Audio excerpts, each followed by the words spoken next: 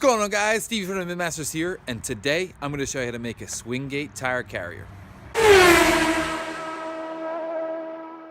So a common problem that you've no doubt experienced if you own one of these trucks is the spare tire carrier ends up getting rusty to the point where you can't remove the tire, or the tire gets so loose and it just wiggles and falls out. So here's my fix. Swing gate tire carrier mounted on the stock bumper there. So here's what we're gonna do. First, we need to remove this plastic piece here because we need to be able to weld straight to that steel.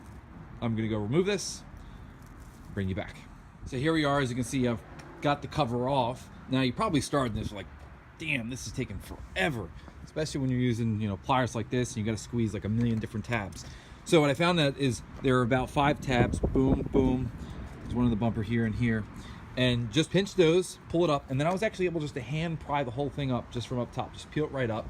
And only 2 of the little things broke off, so no big deal. This is what they look like. So you just pinch them and then they'll go.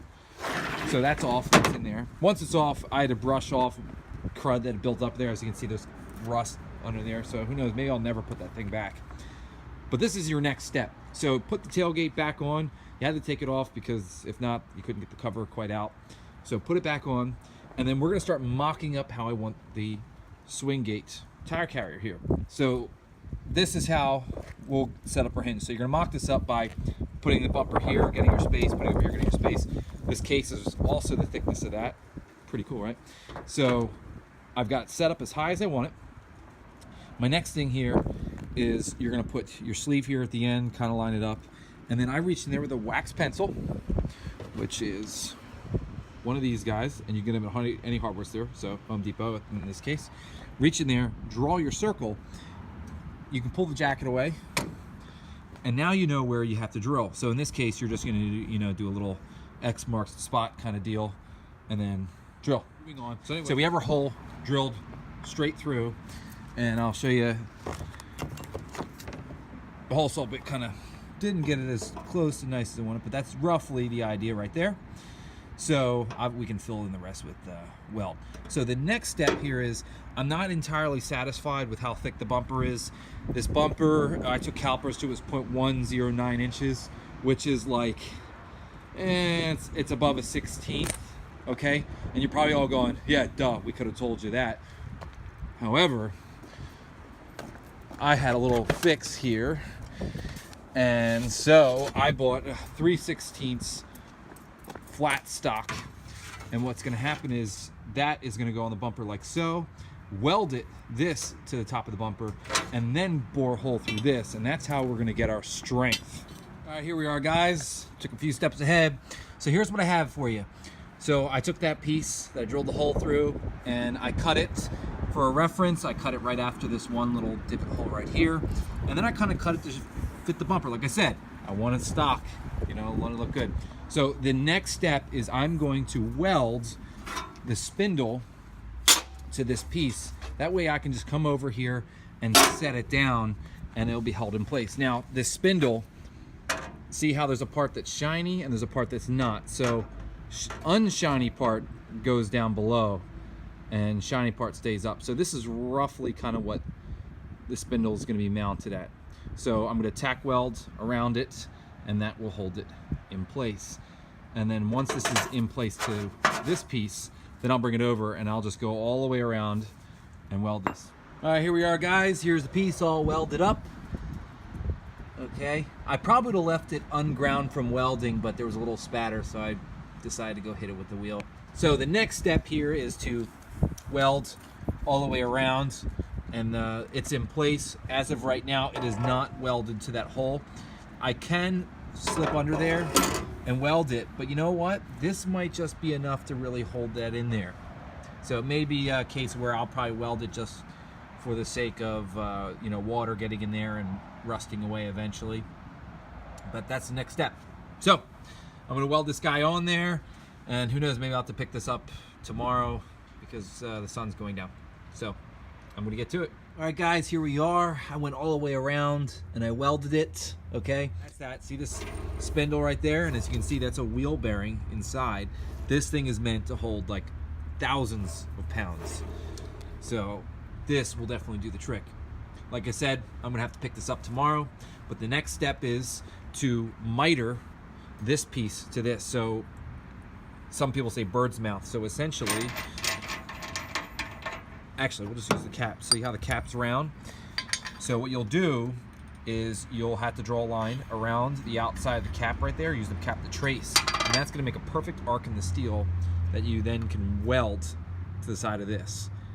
And that's gonna be the next step. Another one that can be done with that step is we can cut this bar at the 2-foot mark, the 24 inches, because that's roughly gonna be the length of this. So that's gonna happen tomorrow. I'll show you then. Guys, here we are. As you can see, I have it perfectly coated top and bottom, bird's mouth, however you want to say it. I even cleaned up the jacket here, because remember, you want clean metal when you're welding, and that goes for everything that you will weld.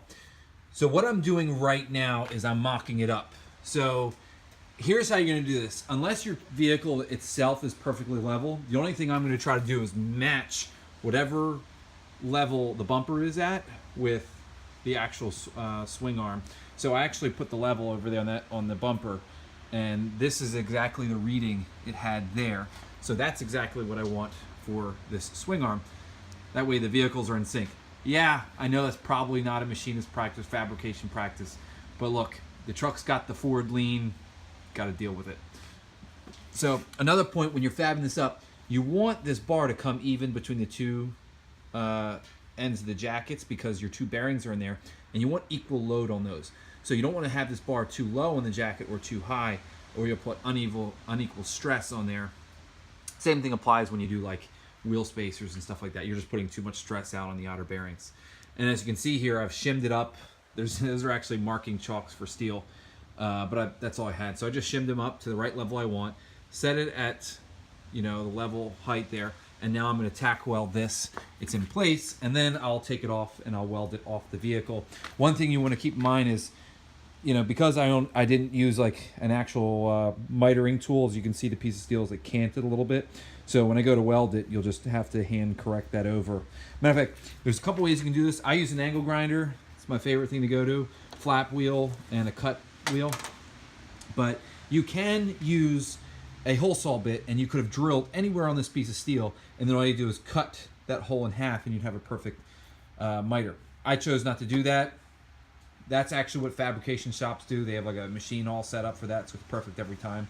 But to each his own, whatever you want to do. I'm going to weld this up, bring you back. Guys, here we are. Got her all welded up. Yep, please excuse my welds. This is not exactly what I do for a living, but I do know a thing about it having to burn all the way through. And, oh yeah, they're all the way through. So, here it is. I've even taken the liberty of cutting it. I cut it at a 2-foot mark because this will give me some leftover to decide how I want to mount the latch. I'm thinking maybe something that sticks up the end, it goes down, who knows. But the big thing is the next step here, okay? So I have a circle drawn right here on the back of the tailgate, because that's roughly where I want the piece to stick up so I can mount the tire. And you're probably wondering, like, why not have it extend all the way to the other side?